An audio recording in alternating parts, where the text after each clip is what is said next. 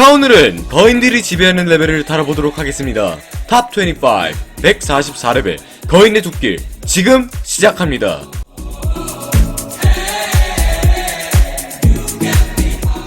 (144레벨은) 백룸의 145번째 레벨입니다. 생존 난이도는 5등급으로 매우 위험하고 엔티티들로 득실거리죠. 생존 난이도 설명에 표기되어 있지는 않지만 이 레벨은 환경적으로도 극히 위험합니다. 레벨은 군데군데 커다란 진흙탕들이 보이는 축축한 평야의 모습을 띱니다. 144레벨은 항상 어두운 먹구름들로 뒤덮여 있습니다. 레벨에는 사시사철 24시간 비가 내리죠.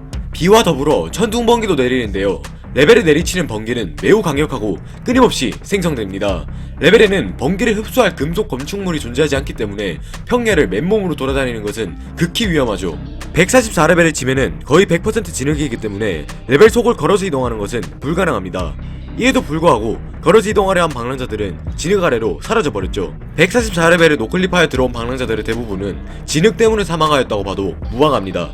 144레벨에서는 다수의 건물 페어들을 찾을 수 있는데 이들의 대부분은 방랑자가 지낼 수 있는 공간이 있죠. 하지만 돌들의 틈새에는 여러 종류의 독성 곰팡이가 자랍니다. 이런 곰팡이들은 호흡기로 들이마실 경우 방랑자에게 피해를 줄 수 있는 포자들을 만들어내죠. 페어들 속에서는 인간의 유골들도 발견할 수 있습니다. 물론 다수는 최근에 사망한 방랑자들의 것이겠지만 몇몇은 먼 옛날 144레벨의 건축물에서 생활하던 혹은 건축물을 설계한 자들의 것이죠. 다만 이 레벨 자체가 강한 비바람으로 마모되었기 때문에 건질만한 자료는 존재하지 않습니다. 레벨에서의 이동은 오직 돌로 이루어진 둑길을 통해서만 가능합니다. 이러한 둑길들은 평균적으로 15m의 높이와 1.5m의 너비를 가지고 있죠. 둑길들은 한때 거주지로 쓰였을 페어들을 이어주는 역할을 하는 것으로 보입니다. 둑길들이 항상 올곧게 이어지는 것은 아니고 가끔씩 파괴되어 있거나 이상한 방향으로 꺾여 있을 수도 있죠. 이 때문에 둑길을 찾더라도 레벨 내에서의 이동은 참 어렵습니다. 그렇다면 144레벨에 들어오면 굶어 죽을 때까지 가만히 있어라 이 소리냐고요? 그건 아닙니다. 레벨의 비와 바람의 세기가 약해졌을 때 이동하면 됩니다. 왜냐하면 둑길들이 워낙 높고 상태도 좋지 않다 보니 방랑자가 그 위를 걷다 미끄러져 낙사할 수도 있거든요. 레벨은 날씨 변덕이 심하고 그나마 안전해 보이는 페어들까지 가려면 적어도 몇십 킬로미터를 걸어야 하기 때문에 항상 조심해서 이동해야 합니다. 둑길들은 비와 바람으로 인해 상당히 마모된 상태여서 방심하면 15m 아래로 곤두박질 칠 것이죠. 하지만 만일 이펄겐틴이 당신을 눈치챈다면 낙사고 나발이고 그냥 뛰세요. 무조건 도망가야 합니다. 자, 여기서 이펄겐틴이 도대체 뭐냐?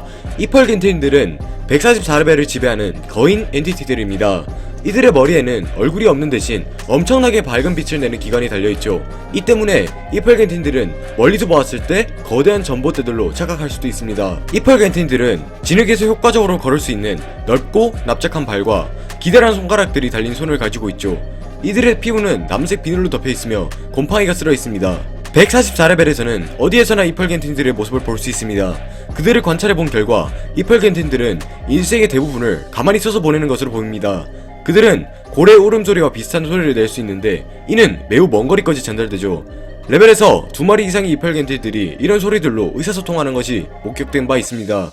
이는 이펄겐틴들이 지적 능력이 있음을 밝혀주죠. 아까도 말했듯이 이펄겐틴들은 주로 가만히 서있지만 인간을 발견할 경우 빠른 속도로 이동할 것입니다. 이들이 인간을 쫓을 때는 항상 켜놓던 헤드라이트를 끄죠. 이는 이목을 끌지 않기 위함으로 보입니다.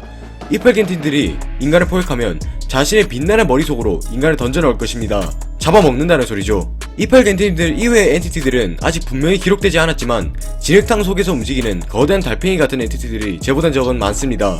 매그는 현재 계속해서 144레벨을 조사 중이죠. 이런 고유 엔티티들을 제외하고도 144레벨에는 수많은 엔티티들이 존재합니다. 이는 여러 종류의 엔티티들이 백룸 여기저기서 노클립되기 때문이죠. 따라서 건물 페어 속에서 갑자기 위장 크롤러가 튀어나온다 해도 그렇게 놀라진 마세요. 144레벨의 페어들에는 원래 명확한 출구들이 존재했으나 시간이 지남에 따라 대다수의 출구들이 사라졌다고 합니다. 현존하는 페어들의 10% 정도가 출구를 가지고 있다고 하네요.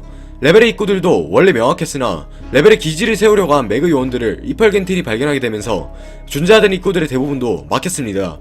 근데 어차피 들어가면 생존하기 힘들 것 같은데 차라리 11레벨에서 쉬는 게 편할 것 같네요.